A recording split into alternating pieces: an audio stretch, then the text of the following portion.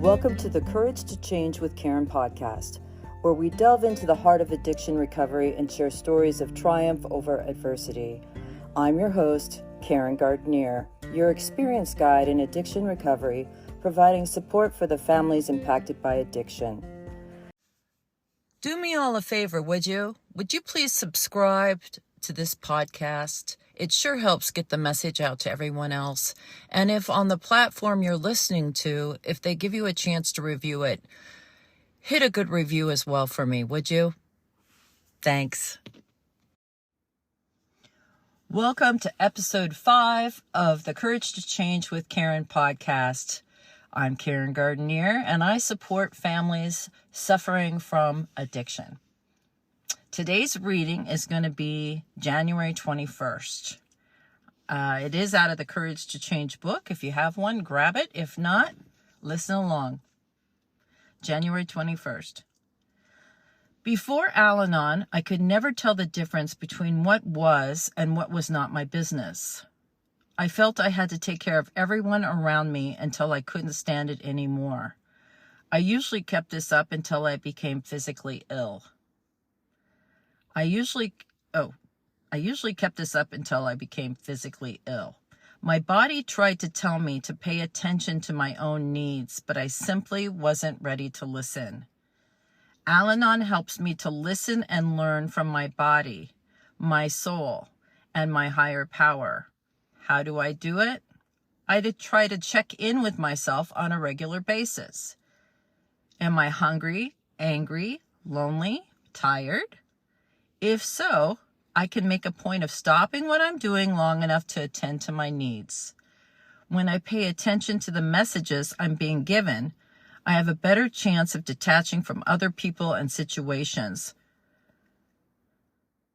Wait, let me read that again. When I pay attention to the messages I'm being given, I have a better chance of detaching from other people and situations, should that be appropriate. For me, this is the foundation of serenity. Today's reminder, I no longer have to wait until my health and financial situation or my emotional state collapses before paying attention to my own needs.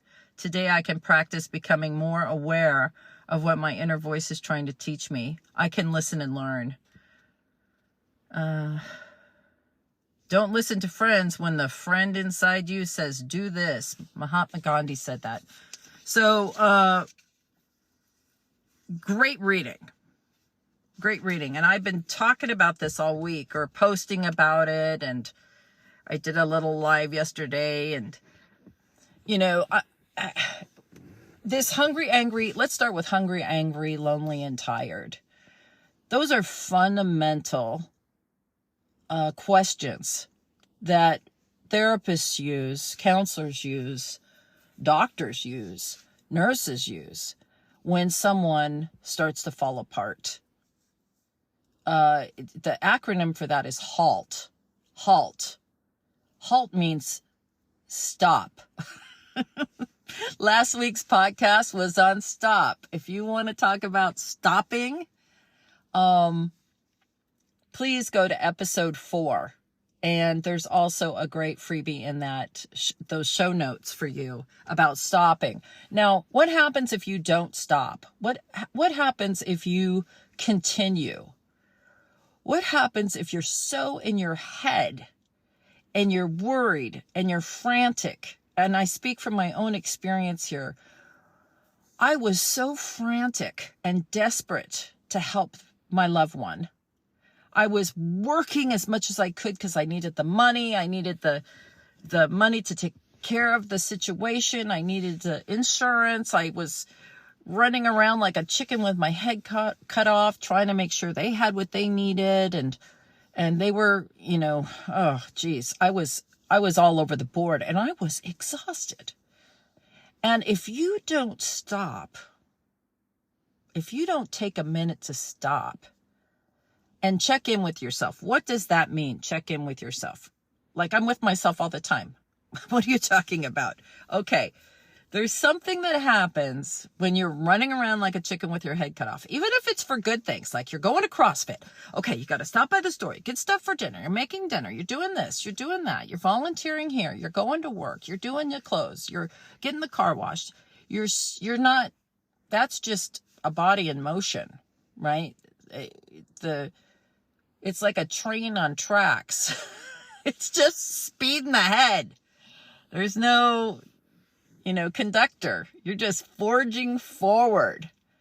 And if you don't stop and check in, you're going to crash. So what does that mean? Crash. Well, it could be physical, mental, your relationships, your work, your finances, anything. I mean, it's just will start falling apart. So this concept of a mind-body connection where you actually get still. I lay down. You could do it in a chair. I actually lay down quiet in a quiet place. And I breathe a couple times. No big breathe in through your nose, out through your mouth. And I settle myself down for a second. And then I put my mind on my toes. And I kind of think about how do my toes feel? I move them around. How about my feet, the balls of my feet? And I personally imagine like a fluid. You could do any color. Imagine, your imagination is so powerful. That's why I tell people to do this imagination thing. But I see like liquid coming into my toes and it starts filling up into my feet and it's all healing, right? And it goes into my ankles and up my calves. And I roll this through my body and I think about each part of my body. That is how I found out that I was having foot problems. I was getting plantar fasciitis and I didn't know until I did that exercise. And I thought, God, what is that in my foot? My foot has been aching. And then I thought, yeah, when I get up in the morning, when I put my feet down the first time, just kills me. And so that led me to Googling what was going on with my feet. And then I realized I had something coming on there. And I Googled how to exercise it, how to stretch it, what to do. And I aborted that issue, right? So I wouldn't have even known because I move so fast. It's like the faster I move in my life, I don't know, I'm going to succeed or I'm winning or something. And I go through my whole entire body and I just see how I feel. And I do a lot of holistic stuff. Like I do a drainage on my lymph node system, on my whole lymph system. And so if I start to feel congested, if I'm feeling, and I don't know that till I'm doing this process, then I'll go through my lymph drainage thing. It takes just a couple minutes. And I just kind of, oh God, or I'm tired. I don't even realize I'm tired because I have lived my life on go mode, crisis, constant crisis. So I realize, okay, whew. And that is, to me, checking in with myself. I also check in with, like, how am I doing at work? How am I doing in my finances? How am I doing, let's just take a second and regroup, right? Now, if you don't do this, your body will get your attention. And I'm sure you've known people like this. People that are frantic on the run and all of a sudden they break their arm, right? They trip on something and they sprain their ankle, right? There's something, their body's trying to stop them in their tracks. They get a cold, they get the flu. Your body will try to give you warning signs. Woohoo! You're overdoing it, right? You need to relax. You need to let go, whatever it is. Now, I believe that's true. I've seen it happen. A lot of experience. I've had it happen in my own life. I've seen it in other people's lives. I've even seen people where I've seen them on this manic thing where they're manic about a situation in their life they can't control. And I think to myself, God, they're going to get sick. Something's going to happen. And usually it does, because the mind and body are working together to try to keep you, it's like a survival mode, right? So when I was young, I want to tell you about this book. I highly recommend it. The book was by a woman called Louise L. Hay. And a lot of you may know Louise Hay's work. She did a book called Heal Your Body. And I was gifted that from a friend. Someone gave me that. And it was a little blue book, very thin, not a big deal. And it wasn't a sit down and read type book. It was more like a dictionary. It was more like a glossary. I don't know if I'm using the right words, but what it was a little book where you could look up what was ailing you. Head migraines, sprained ankle, constipation, nasal drip, whatever it was going on in your body. And it would tell you metaphysically what that was linked to in your life, right?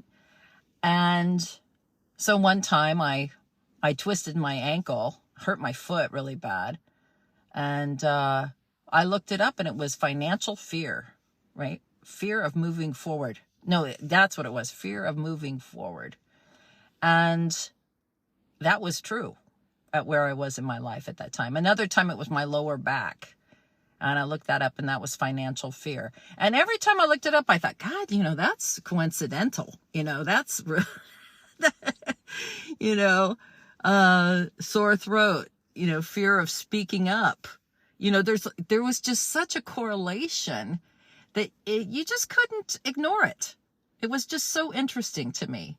So I suggest you get the book. You might be able to get a used copy, and for cheap, get a new copy. They've even got new covers on them now. They've changed them, but the information inside is still the same. And it's really valuable. I mean, if you approach it with an open mind. I personally believe that education is power, that you should take what you can from anything that you learn about. And if you don't like something, leave the rest. But that is a great book. And it's really a reminder that we have to take care of ourselves. And when you're in a caretaking situation, I know this myself, you put everything last. I put me last on everything. I mean, everything. And when I speak to you about this stuff, I'm not speaking to you like, I know this and you don't. I'm speaking to you because I went through it. I even gave up my home and started living, couch surfing and house sitting so that the person I loved, could have a place to live. I financially put myself last.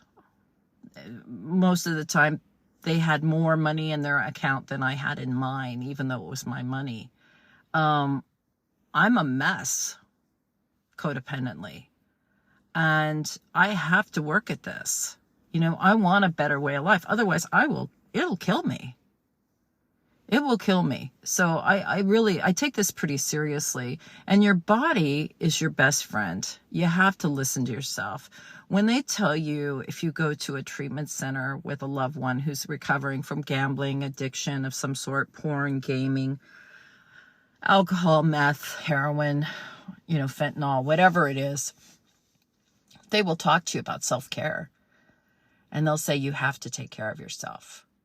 It's fundamental. Before you can get into anything else, any other aspect of their problem or your problem or why you do this or your childhood, they'll say you have to have a self-care routine.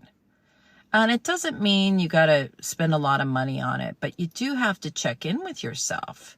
And you have to give yourself some time outs and some time alone and some, non-expectation. I think as a caretaker myself, I raise the bar really high.